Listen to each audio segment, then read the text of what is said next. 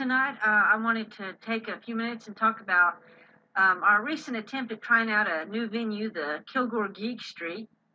And this was myself and Regina Dick, and I prepared the presentation, and I'm the resident geek nerd expert. So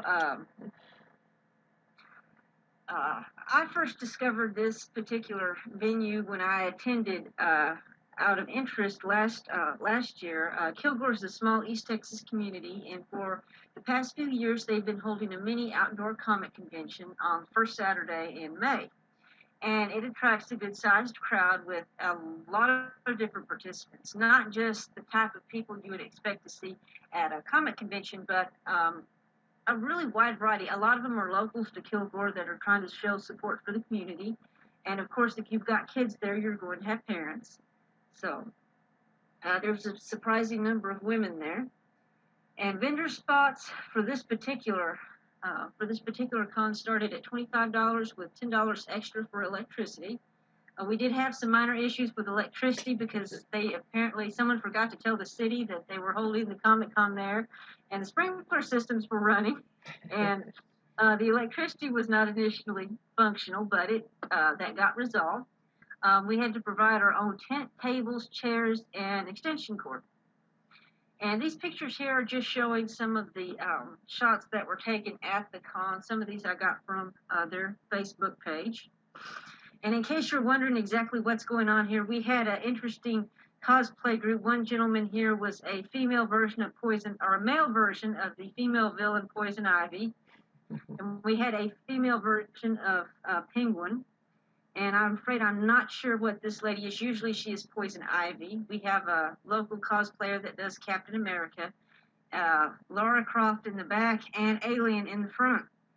So those were some of the more or less professional cosplayers that were there. Okay, so if you're going to do a booth at a convention like this, you're going to need to fill out a form for apply for a vendor space. And I added this just to give you an idea of what goes into applying for a vendor space. As you can see, company name, the usual email address if you have a website, and then there's different pricing if you want electricity. Also, for a lot of these conventions, especially the smaller, more local ones, you can get ad space. If they have advertisements there, you can get, if there's a booklet that goes with the con, you can get advertising space, and that's more common with some of the larger ones. This was just a one-day con. The larger Tyler Rose City Comic Con is 2 days, and they have a multi-page booklet that goes along with that. And let me go ahead and go to the second half of this. Now, this was the ad that I made for Regina. Did not get a chance to get a hold of this and make it look better. We were kind of pressed for time to get this in, but we were invited to submit an ad, which they posted on their webpage for the Kilgore Comic Con and also on their Facebook page. And then this was the vendor information form. Now, what I wanted to point out is if you are going to present at a venue like this, you may need to make an argument for why your particular products fit in. You'll notice down here, check all that apply. You have to indicate what it is that you're going to be selling or what you're going to have on hand. If memory serves me correctly on this, I did include books because we had some booklets, and remember under other, I did list essential oils. And when it came to how does this fit in with our event, for this, I put an emphasis on health because I'd seen at prior events they would have booths for people doing health. I knew there was going to be a cosmetics booth there, a Scentsy booth. So last thing on this form, if you notice, one thing you do have to agree to is not to start breaking down your booth until the event is completely over, or at least almost over. So if you're going to do something like this, you're going to need to be willing to stay there for the duration of the event, or you're going to become unpopular very quickly and might not get another chance. Second thing is it's better to have 2 people instead of just 1 person. If you need to get something to drink or someone needs to go to the bathroom, you don't want to leave your booth unattended, especially with something valuable there like essential oils. Okay, so Well, Now, just to give you, plus the other thing too is putting up the tent. You can't do it by oh, yourself. yes, definitely, definitely. You need two people to set things up, including the tent. Mhm. Now, some of the other vendors that we encountered at this venue, there was cosplay, herbs and spices. There was someone there selling Scentsy. There was a mini petting zoo where a bunny rabbit was raffled off. Emphasis on the word mini. Uh, this particular group, they're very into paranormal. There was a lot of paranormal types of people there. They weren't anywhere near our booth, but there were different things like that there. Your usual nerd geek type of items, snow cones, corn dogs, funnel cakes. Also, some Renaissance fair representatives and some sword fighting demonstrations. So, one of the benefits of a venue like this is you're guaranteed not to get bored. There's always interesting people to look at, interesting people coming by your booth, and things going on. So part of our game plan was to have some brochures on hand to give people that were interested in essential oils and to try to stir up an interest. So we had the Everyday Essentials booklet, and those are $12 for 25 copies. Thieves booklet, a little bit cheaper at $6.75 for 25 copies. And Essential Awards booklet and compensation plan, those were just for people that would be really interested in it. And the bad thing is, when you buy brochures like that, you don't get any PV for it. So that's the bad thing about it. But those are the brochures. You can see the actual some of the actual brochures here that we used. So what we did, we got some very simple, straightforward business cards that had our basic information on it, nothing expensive. We stapled a business card to the back of each brochure, and then used a paper clip to attach a sample to the Everyday Essentials and Thieves brochures. And you can see here, if I can get let me turn on my magic pointer. Okay, this is what one of the samples looks like. They're just a small foil type envelope. So we would paperclip those samples to the back of the brochure. And the samples included lemon, lavender, thieves, peppermint, and the purification. Samples are $10 for 10 of them, and you do get 5 PV for each box of samples, and they come in a small box. All right, now, one of our goals here was not so much selling essential oils, but trying to get people interested in becoming a distributor so we could get people under us. So in order to start establishing some contacts here and trying to get a list of contact information, Regina volunteered a starter kit that she had, and so we gave away a free starter kit in exchange for name, phone, and email address. And I don't have it with me, but I believe we had either 14 or 16 people that did give us their information, which is not too bad.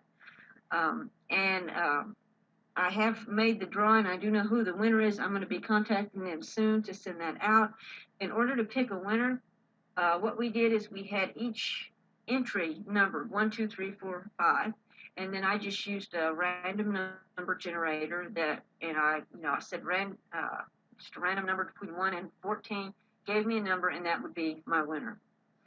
Right. So the other thing that we did is Regina brought a bottle of Ninja Red, and we provided free samples of Ninja Red. We would give them a small taste, just the Ninja Red as it is, and then Regina would add a drop or two of the tangerine essential oil, which gives it a slightly different taste. And we noticed, oddly enough, that the females were much more ready to try this out, to taste it. Males were not quite so ready. They were more reluctant. Also, if you're giving it to somebody that has recently had a snow cone, they will not necessarily enjoy the taste of the Ninja Red because of all the sugar that they've already consumed. Kind of messed up the taste there. But that seemed to, a lot of people seemed interested in that. And by having them drink that kind of kept us with a captive audience there for a few minutes for us to discuss the benefits of the Ninja Red and the benefits of the essential oils. So that was kind of our game plan here. Again, we're trying to get people interested in becoming distributors, inform them about what the essentials oils are and what they can do. All right, so Regina had has a massive collection of essential oils that are not brand new. They've been opened. So what we did is we set those up on a display case so we could let people smell of them and take a look at them and see what type of oils they were. Now, for a display case, we used an acrylic display case that's intended for nail polish that can hold up to 60 bottles. Um, I purchased it through Amazon. It was only $14. Now, this is what it looks like on Amazon. And here, if you look closely at the picture on the bottom, you can see the display case here with the essential oils. It did a really good job of having them where they're easy to look at, and they look very attractive. Problem is, like some people, a few screws came loose. So the solution for that would be just some glue.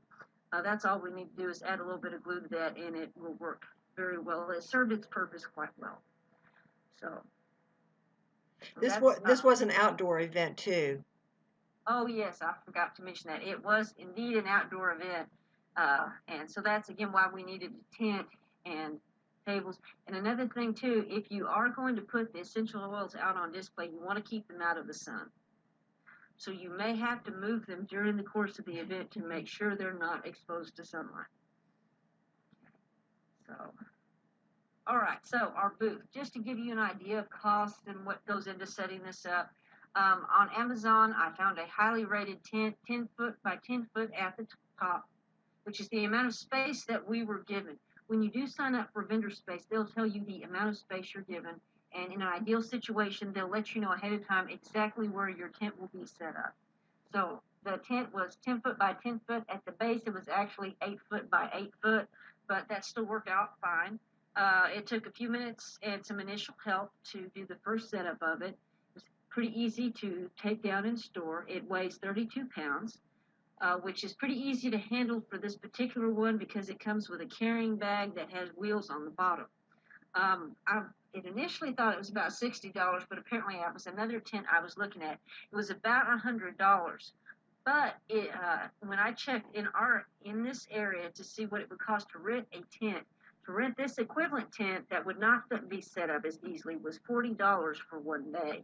So if we were to do 2 or 3 events, the tent would pay for it would be a good deal if we would keep using it.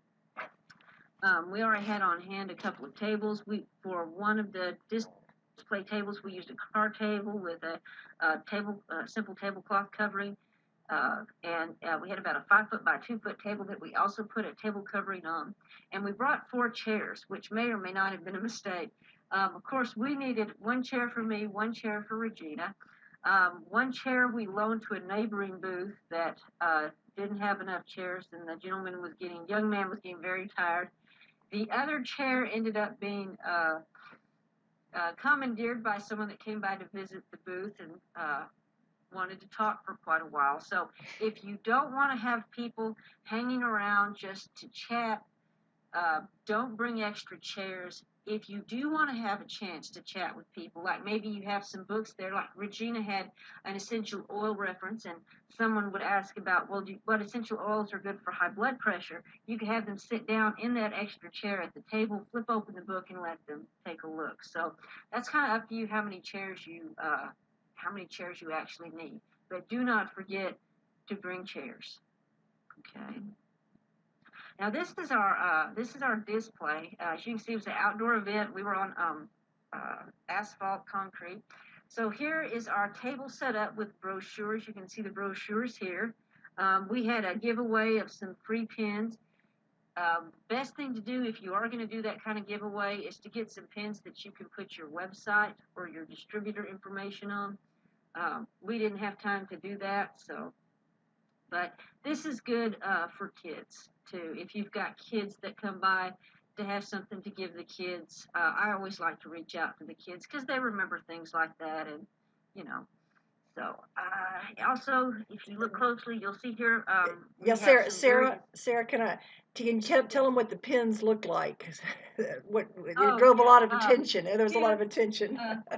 Yeah, I don't know if you can see this on camera. I have one of them here. They look like a syringe, like you're injecting someone with something. So that's what they look like, and they attracted quite a bit of attention. That one gentleman was very pleased to find them because because he hadn't seen them since high school. So that's another thing too, that you can use giveaways like that to draw people into your booth, to give you a chance to talk to them about essential oils. So remember, not just you're not just trying to attract people with the essential oils, but maybe have some other things that you can have there that will draw their people's attention that maybe wouldn't come by and want to talk about essential oils. So, but they might want a free pin. People are a sucker for giveaways at these Comic Cons. I know I myself am a sucker for that. I'll go to just about any booth if they're giving free stuff away. So we also had some various Young Living items on display here. For example, part of the Thieves Cleaning set, some of the vitamin supplements, essential oils of the Bible, things like that, showing what the different products are that are available.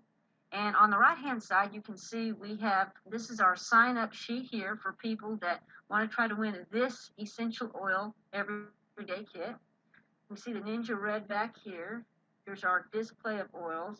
We did manage to have a working diffuser, which the scent also kind of helped draw some people in. So that's another good idea if you can manage it, to have a working diffuser there, and one of the more appealing essential oil scents. Again, trying to draw people into the booth to get their attention. Now right here, which is not real easy to see, we set up a Surface tablet, Windows Surface tablet, with a set of slides that we had worked on together that summarized each of the 81 single essential oils that Young Living sells. So for each essential oil, it has a picture of the oil itself, the plant that it comes, some pictures of the plants that it comes from, and then a discussion of what the oil can do. So we had that slideshow running, and I was rather pleased. The Surface tablet ran for about 6 hours without having to be recharged. Just remember, if you are going to display something like that outdoors where you're going to have a lot of sunlight, you want to set the screen brightness to as much as you can for it to be seen. So another option for this would be if you wanted to set up a computer monitor, if you had enough room to do something like that.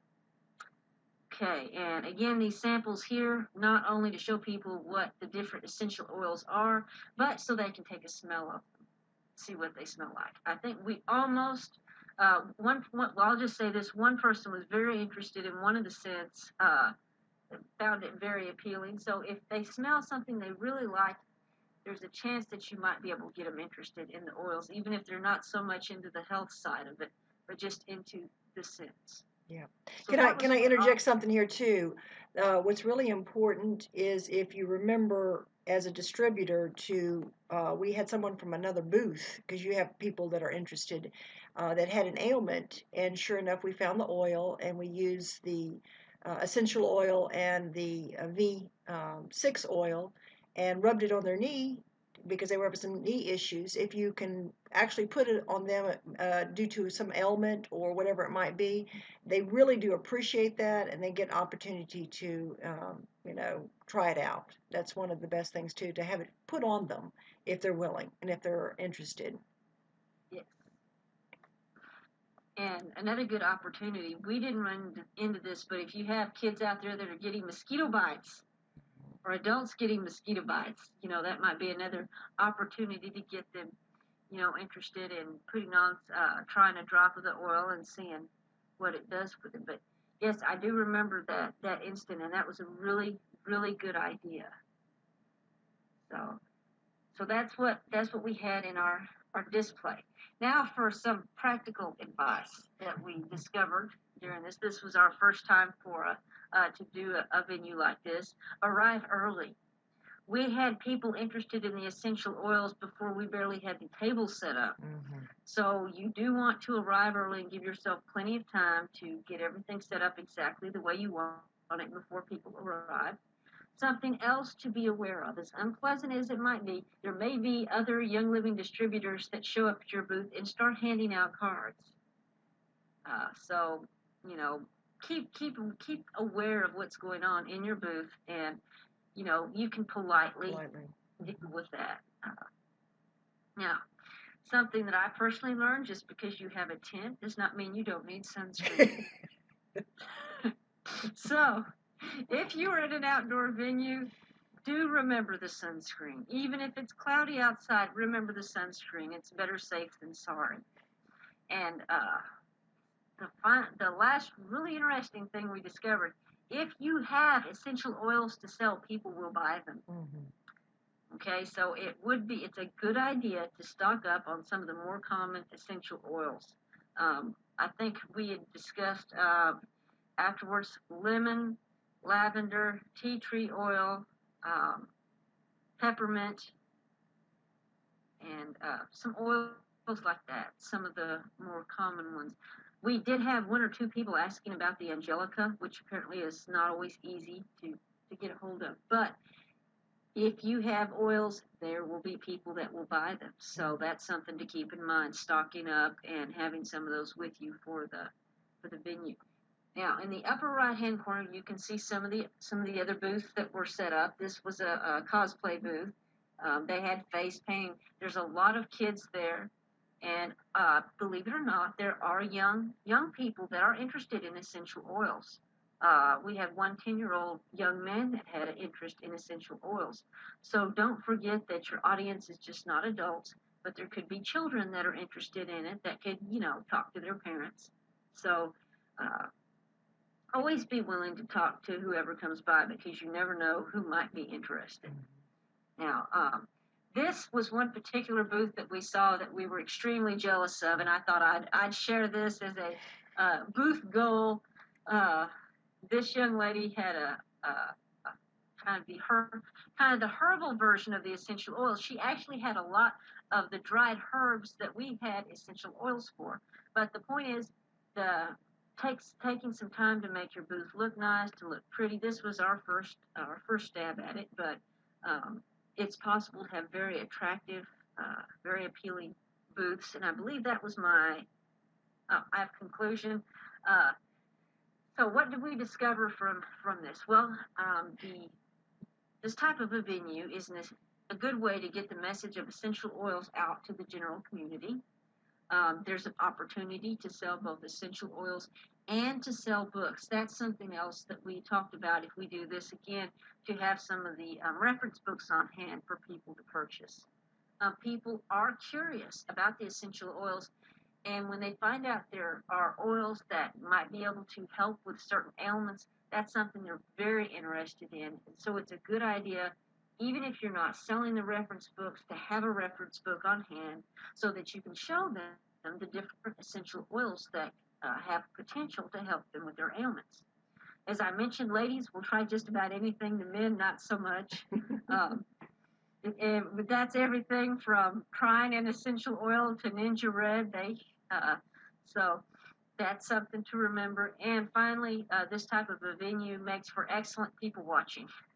All right, so that's my presentation on what we discovered with a small community Comic Con as a venue.